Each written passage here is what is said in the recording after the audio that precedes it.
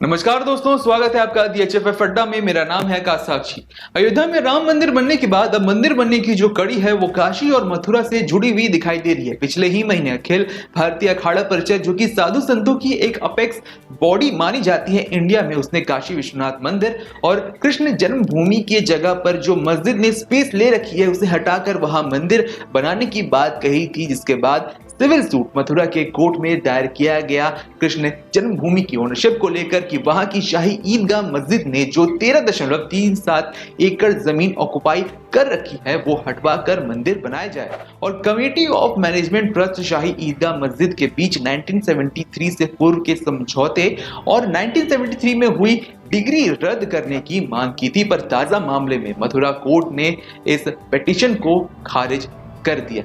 पर यहाँ सवाल ये कि क्या है मथुरा में कृष्ण जन्मभूमि का विवाद जो राम मंदिर के बाद उठता हुआ नजर आ रहा है? क्यों कहा जा रहा है अयोध्या तो झांकी है, मथुरा काशी बाकी है? शुरुआत कृष्ण जन्मभूमि से करते हैं। बताया जाता है कि इस वक्त जहां पर शाही ईदगाह मस्जिद है वहां पर कृष्ण जन्मभूमि मंदिर हुआ करता था, जिसे औरंगजेब ने तोड़वाकर वहां पर एक मस्जिद बनवा दिया, जिसकी बात ना सिर्फ कई हिस्टोरियंस बल्कि निकोलो मनुची की एक किताब स्टोरिया दो मोंगोल में भी लिखा गया है। जिस केस का हमने पहले जिक्र किया उसमें लिखा गया कि जहां मस्जिद है उस इलाके को कटरा केशव देव के नाम से जाना जाता है, जो कि कंस की जेल थी जहां कृष्ण भगवान का जन्म हुआ था।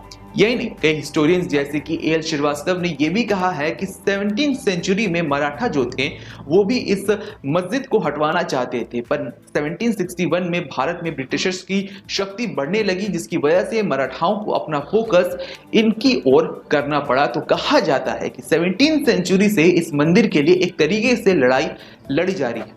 यहाँ को ये भी बता दें कि मंदिर को लेकर जो लड़ाई लड़ी जा रही है उसमें एक एक्ट का भी नाम बार बार आ रहा है, जो है प्लेसेस ऑफ वर्शिप एक्ट 1991, जिसे कांग्रेस ने पास करवाया था 91 में, जो ये कहता है कि 15 अगस्त 1947 के बाद जो भी धार्मिक मॉन्यूमेंट्स बने हैं इंडिया में उसके रिलीजियस कैरेक्टर को चेंज नहीं किया जाएगा। हालांकि आपको बता दें कि इस मामले में अयोध्या विवाद को छूट दी गई थी। इस एक्ट को इसलिए पास करवाया गया था ताकि कोर्ट के पास देश भर से छोटे छोटे मंदिर मस्जिदों को लेकर केसेस ना आने लगे। हाँ, ये ज्यादा है कि ये एक्ट एक कम्युनिटी को दूसरे कम्युनिटी की सुप्रीम रिलीजियस प्लेसेस को हासिल करने के लिए एक बैरियर का, एक गेट का काम करता है। सुब्रमण्यम स्वामी ने भी इस एक्ट की निंदा की है। काशी मथुरा विवाद मामले में उन्होंने सुप्रीम कोर्ट में याचिका दायर की। अपनी याचिका पर उन्होंने इस कानून के सेक्शन 4 को खास तौर पर टारगेट किया और कहा कि ये मौलिक अधिकारों का उल्लंघन करता है।